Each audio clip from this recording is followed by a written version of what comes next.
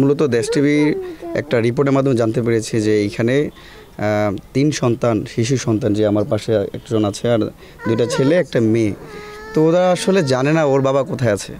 একজন বলতেছে ওর বাবা মসজিদে আছে, আরেকজন বলতেছে যে কাজে গেছে, আরেকজন বলছে বরিশালে ঘুরতে গেছে। মানে তাদের বাবা যে গত 19শে জুলাই শেখ হাসিনা সরকারের পুলিশ বাহিনীর দ্বারা গুলির শিকার হয়ে হত্যার শিকার হয়েছে, শহীদ হয়েছে, তারা কেউ জানে না। এই যে ওরা বড় হচ্ছে, বাবার পিতৃ মানে স্নেহ এগুলো কিন্তু তারা পাচ্ছে না। এরকম হাজারের অধিক বাবা মা তারা সন্তানকে হারিয়েছে, ভাই তার বোন হারিয়েছে।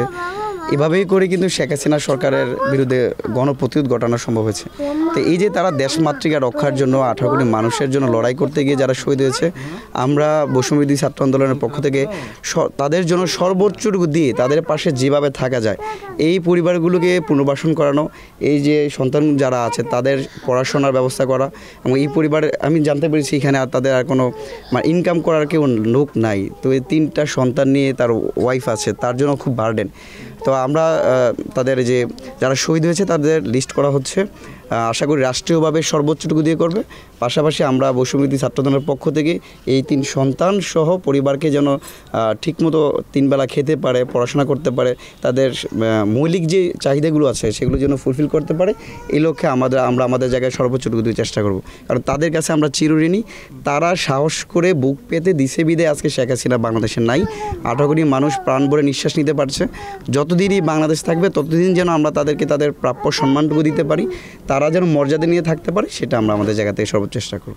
অসংখ্য শহীদকে হারাইছি এবং অনেক মানুষ হতাহত হয়েছে। এখন পর্যন্ত আমরা চূড়ান্ত তালিকা করতে পারি নাই, এবং এই তালিকা করার ক্ষেত্রে আমরা মনে করি আমাদের গণমাধ্যমের ভাইরা যারা আছেন তাদের ভূমিকা সবচেয়ে বেশি থাকতে হবে।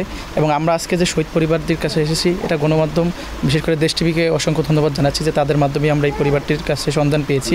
এবং আমি গণমাধ্যমের সকলের প্রতি অনুরোধ জানাবো, আপনারা এইভাবে আমাদের সারা দেশে যত হতাহত এবং নিহত যারা হয়েছে, শহীদ যারা হয়েছে, সেই সকল পরিবারের নিকট তারাও পৌঁছাবে এবং আমাদেরকেও পৌঁছে দেবে, এবং আমরা যেন রাষ্ট্রীয়ভাবে তাদের জন্য যা যা করা দরকার সর্বোচ্চটুকু দিয়ে করতে পারি এবং পাশে থাকতে পারি। অবশ্যই এটা আমাদের দায়িত্ব, যেহেতু রাষ্ট্রের জন্য, এই রাষ্ট্রের জন্য তার অবদান অনেক, সে রাষ্ট্রের জন্য সে শহীদ হয়েছে।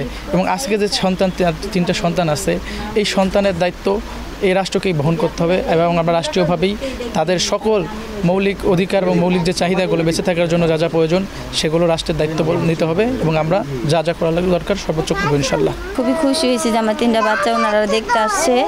আমার ছেলেরাও খুব খুশি হয়েছে, যে বলতেছে যে মামারা দেখতে আসছে। আমি খুবই খুশি যে ভাইয়ারা আসছে আমাদের সাথে দেখা করতে, বা ওনারা আমাদের যেভাবে বলছে আমরা খুবই খুশি।